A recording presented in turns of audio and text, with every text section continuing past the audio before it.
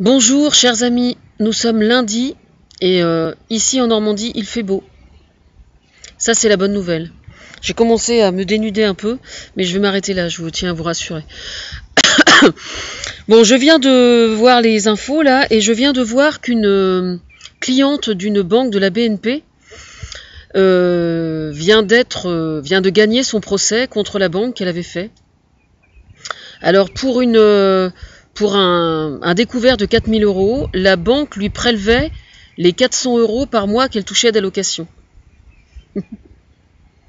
Hallucinant, quoi. C'est-à-dire qu'en fait, elle avait la tête plutôt sous l'eau, quoi, mais si on peut lui appuyer la tête pour qu'elle soit encore plus enfoncée, faut surtout pas vous gêner.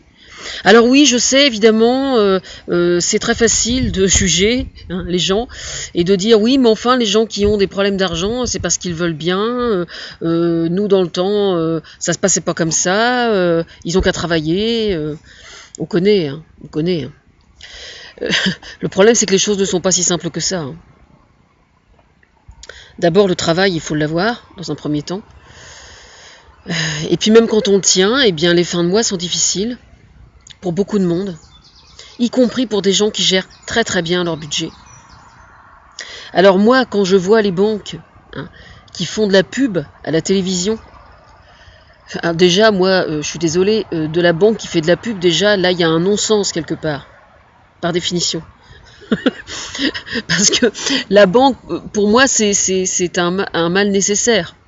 Je suis désolée de ne pas être plus optimiste que ça. Bon, moi, il se trouve que je suis au Crédit Agricole et que je dois... Bon, faut dire que, comme je suis aussi... ils s'inspirent de moi, donc évidemment, ils ont plutôt intérêt à être plutôt aimables, si vous voyez ce que je veux dire. Surtout vu ma situation. Mais, disons qu'il y a certaines banques qui ont eu la finesse de me suivre. Ce qui ne veut pas dire systématiquement qu'ils soient, comme on dit vulgairement dans le pays de Caux, complètement blancs sous le ventre. Si vous voyez ce que je veux dire. C'est-à-dire que le Crédit Agricole, pour ne pas le nommer, prétend investir son argent dans les entreprises locales. C'est-à-dire que si vous voulez aider l'entreprise de votre région, au Crédit Agricole, votre argent va servir à ça. Alors je suppose que c'est vrai et que c'est bien, si c'est pourvu que la totalité de leur politique soit aussi clean que ça. C'est tout ce que je demande à voir. Pour les autres banques, il y a quelque chose qui me fait beaucoup rigoler. Ce sont les banques en ligne où vous avez affaire à absolument personne. Ah, ça me fait beaucoup rire aussi, oui.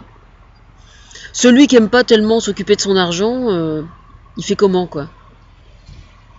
Bah oui, parce qu'il y a des gens qui, par définition, n'aiment pas trop s'occuper de leur argent et donc avoir affaire à un banquier, avoir affaire à un guichet à laquelle ils vont adresser la parole à quelqu'un, dire bonjour, comment ça va, etc., etc. Eh bien oui, c'est important. C'est comme le facteur, c'est comme, voilà. L'argent, on essaie de faire son possible, quand c'est possible, de se débrouiller sans ou de se débrouiller pour que ça influence le moins possible nos valeurs et ce qu'on fait de sa vie. Mais il n'empêche, jusqu'à preuve du contraire, on en a quand même besoin. C'est quand même pas mal d'en avoir un peu. Au moins un minimum pour avoir une vie décente, en tout cas. Donc, moi, je trouve que c'est bien quand même quand on a une banque où on a affaire à des gens. Voilà, vous voyez, quelqu'un qui vous suit, si vous avez un problème, qu'il puisse vous expliquer, vous dépanner, voilà. Alors, le Crédit Agricole a compris ça. C'est déjà pas mal. Maintenant, est-ce qu'ils sont plus ou moins bien que les autres quand ils prêtent de l'argent ? Est-ce qu'ils font preuve de plus de souplesse et plus d'intelligence quand vous frappez à leur porte pour emprunter de l'argent pour acheter une maison, par exemple? Je n'en sais absolument rien. Allez voir. Je ne peux pas vous dire mieux.